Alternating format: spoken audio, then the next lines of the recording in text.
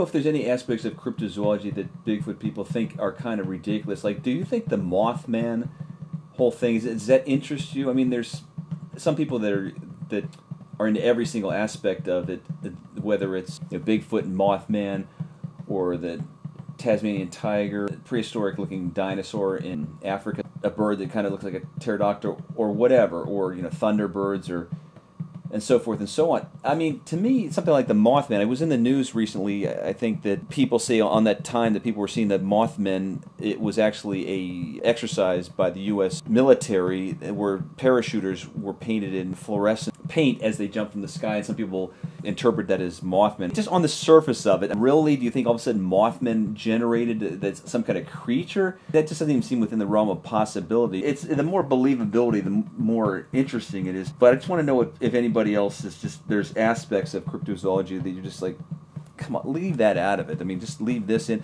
I mean, even within the Bigfoot thing, there's people that say, don't go into these other dimensions of this alien nonsense. And I'm not saying, I'm not personally making a comment on that, but that's how some people feel, and so there's like snobbery within. Well, I believe in this aspect that a bunch of people think is nutty, but I don't believe in this other aspect because those people are really nutty. But to me, I must admit, there's something like the Mothman that has never sparked my interest, and I never thought that were pterodactyls in the United States, or giant prehistoric birds. I mean, it's got to be within the realm of possibility. To me, and I've said this before, something like a giant sloth existing is, I mean, that's already existed 10,000 years ago. 10,000 years ago was not that long ago.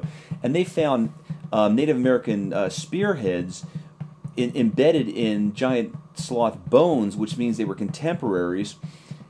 And if something like that survived in the wood, that would just be mind-boggling. But no one goes, oh, look, I might have seen a giant sloth or something, or saber-tooth, was things that actually existed not that long ago.